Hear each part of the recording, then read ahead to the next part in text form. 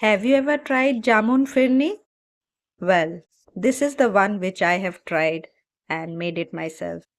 It is really delicious and the beautiful jamuni color looks awesome.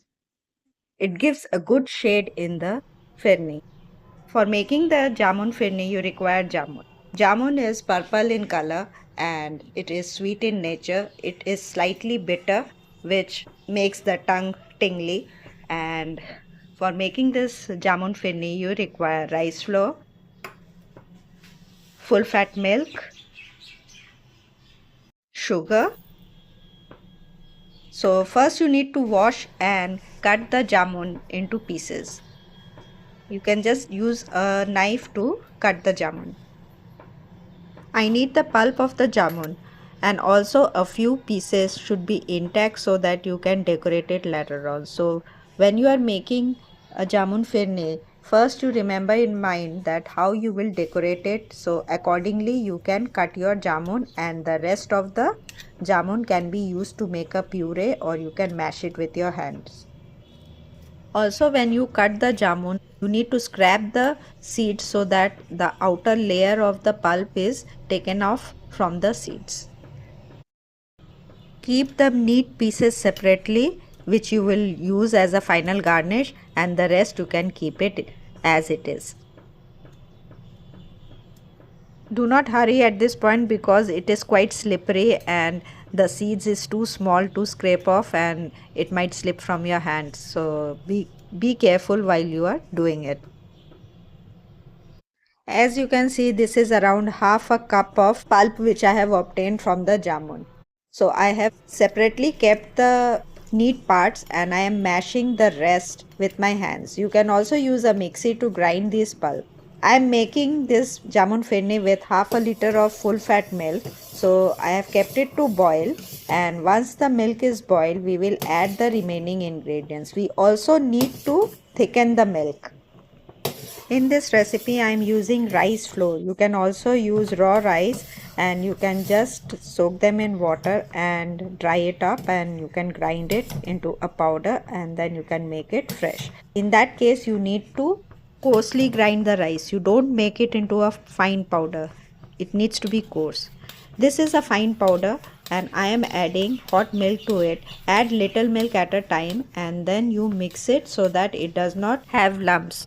Mix it thoroughly and then as you add it to the hot milk, continuously stir it in between and add slowly one by one spoon at a time and then add the remaining hot milk into the bowl in which the flour is there. Mix it and then again you put them little by little into the remaining hot milk. In this method, it will not cause any lump in the firni.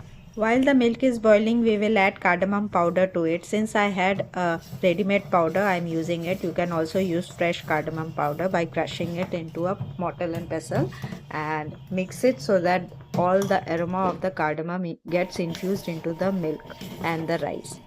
If you can see little lumps in the milk, just keep stirring and press it towards the wall of the vessel and crush it and it will just melt into the milk. Now it's time to add the sugar. In this recipe I am adding very little sugar. Usually firni is mildly sweet and the jamun will also be sweet. Half a liter of milk, very little sugar is required. So according to the sweetness you want, you can adjust the sugar content in it. Now it's time to add the dry fruits. You can add your favorite dry fruits in it. I have used almond, cashews and pistachios. As you can see, the milk is getting thickened and the rice flour is cooked enough along with the dry fruits. And now it's time to add the jamun pulp. I am using the jamun pulp because separately I had just checked with the hot milk whether it is splitting or not. It did not split, so I added it in the hot milk. At this point you can cool the milk and then you can add the jamun pulp at the last so that it will not split. Since my jamun was quite sweet enough, I took the risk and I added it while it was hot. And I just mixed it up and instantly switched off the flame, and you can see the beautiful hue. And once this firni gets cooled, it will thicken a lot. The rice flour will absorb all the milk. I'm using a terracotta mold, and in this usually the firni is being served, and I'm using it, and see how I will decorate it. It's looking awesome. You can also deep freeze it and eat it as a ice cream. What's her opinion about this jamun firni? Isn't it looking gorgeous and tempting too? Look at it. Now it's time to decorate. I had separately kept the neat pieces of jamun and which I am putting it on it. So you can decorate it whichever way you want. I am trying to give it a floral pattern, and look, it looks so tempting. Once it is cooled, you can just keep this in the refrigerator and have it. I have kept this in an old ice cream mold, and I will be deep freezing it and have it later. I am reusing the old box of ice cream. This is the one after cooling it in the refrigerator. I am having it the next day, and see how it looks. Once you take it out with the spoon, the shading of the jamun pulp will look so beautiful. Food is not just about cooking. You should feel the essence of food as well, because the love and emotion, whatever you added to the food while cooking, just absorbs in the food. It was a very delicious jamun firni.